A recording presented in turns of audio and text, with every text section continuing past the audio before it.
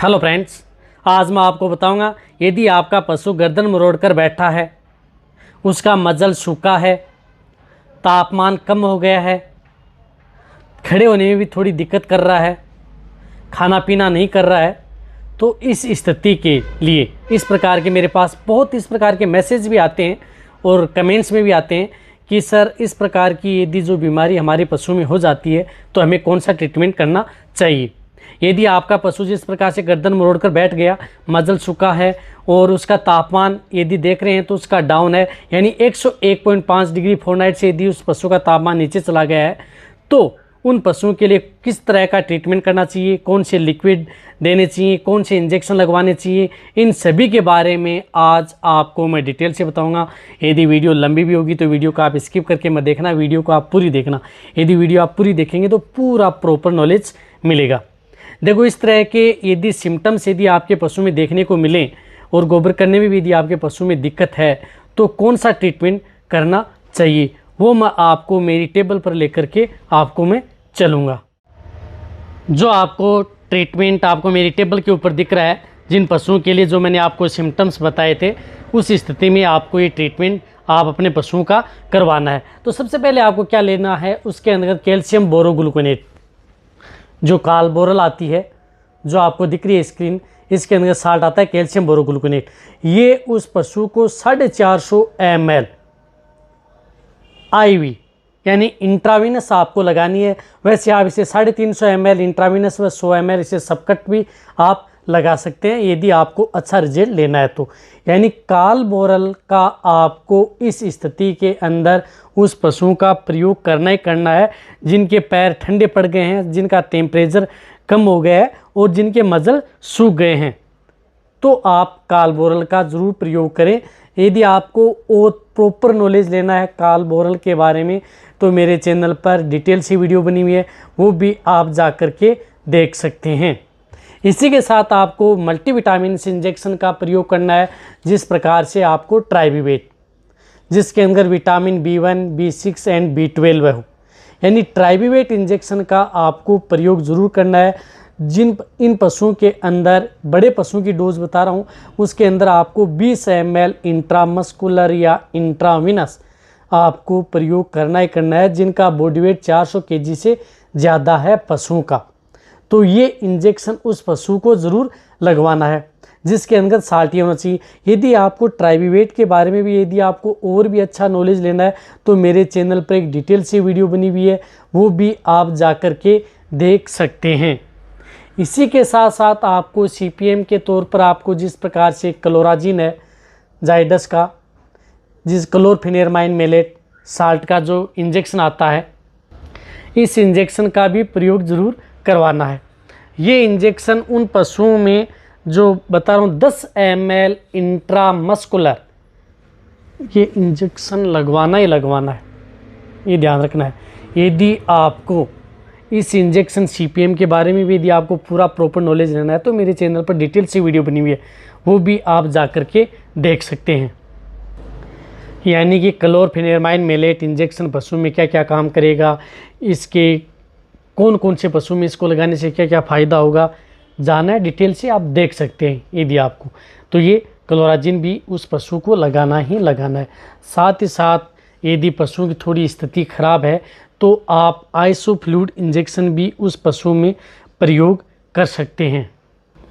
आइसोफ्लूइड injection जिसके अंदर salt हो आइसोफ्लूपेरिडोन एसीटेट, यानी इस इंजेक्शन का भी उन पशुओं को लगा सकते हैं जिनकी डोज होती है इसकी 5 से 10 ml इंट्रामस्कुलर।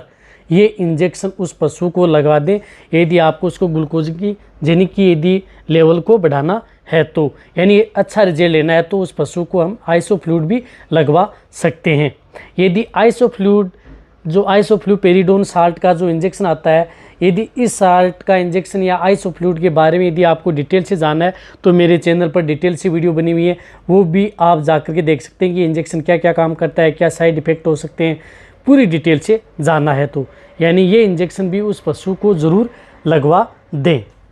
इसी के साथ पर आपको जो ये इंजेक्शन है, ये इंजेक्शन आपको इतने ही प्रयोग करने हैं जब यदि आपका पशु इस तरह की यदि आपके पशु में दिक्कत हो जाती है। कौन सा इंजेक्शन के तौर पर आपको एक तो कालबोरल उपयोग करनी है, कैल्शियम बोरोग्लूकोनेट, एक मल्टीविटामिन इंजेक्शन, एक CPM और एक कोर्टिकोस्टेरॉइड आइसोफ्लूइड, यही इंजेक्शन उस पशु को लगवाने। साथ ही साथ आपको उसको जो कैल्शियम की जो जेल आती हैं वो जेल आप ज़रूर कराएं, उपलब्ध कराएं, जो या उनको ओरली भी दें। ओरल कैल्शियम और फास्फोरस आता है जिसके अंतर्गत विथ विटामिन के साथ, जो जिस प्रकार से ये जेल है कैल्शियमस जेल मैनकाइंड की, इसी प्रकार जो अदर कंपनी की कोई जेल आती है वो भी उस पशु को 300 ml एक साथ आपको ओरली देनी है।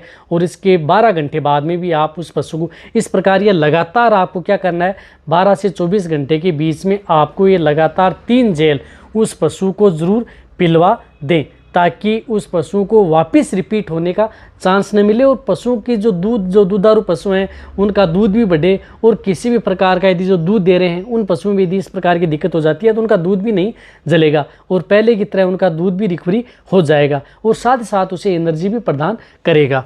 वैसे मैं कैल्शियम जेल के बारे में यदि आपको डिटेल से जानना है कि ये क्या क्या काम करती हैं अदर, तो भी मैं आप नीचे जाके कमेंट में लिख सकते हैं। आने वाले समय में इनके लिए भी मैं वीडियो लेकर के आ सकता हूं। इसलिए आप कैल्शियम जेल का प्रयोग ज़रूर करवाना है उन पशुओं को लगातार 3 दिन, इस बात का भी आपको ज़रूर ध्यान रखना है। वैसे कोई सी भी कैल्शियम जेल हो अच्छी ब्रांड की होनी चाहिए, ओरल कैल्शियम जेल आपको देनी है। इस तरह का जो ट्रीटमेंट आप कर सकते हैं यदि आपका पशु गर्दन मरोड़कर बैठ जाता है या आपका पशु जिनका शरीर का तापमान कम हो जाता है, जिनकी बॉडी ठंडी हो जाती है और उनके जो नाक से ऊपर जो मजल है वो सूख जाते हैं, पानी नहीं रहता है, पानी की बूंदें नहीं रहती हैं, तो उस स्थिति में ये ट्रीटमेंट बेटर से बेटर ट्रीटमेंट है और अच्छा रिजल्ट भी मिलेगा। यानी इस स्थिति में आप अपने पशु को 100% आप रिजल्ट ले सकते हैं। एक ट्रीटमेंट से आपका पशु ठीक हो जाएगा। यदि फिर भी यदि ठीक नहीं हो रहा है तो दूसरे दिन भी आप यही ट्रीटमेंट रिपीट कर सकते हैं उस पशु को, जिस प्रकार से जो ये मैंने बताई है। इस तरह से यदि आप उस पशु का ट्रीटमेंट करेंगे। एक और बताना चाहता हूँ कि जो भी ये इंजेक्शन है वह सभी के सभी इंजेक्शन आपको अपने जो पशु चिकित्सक है उनकी देखरेख में ही आपको लगवाने हैं।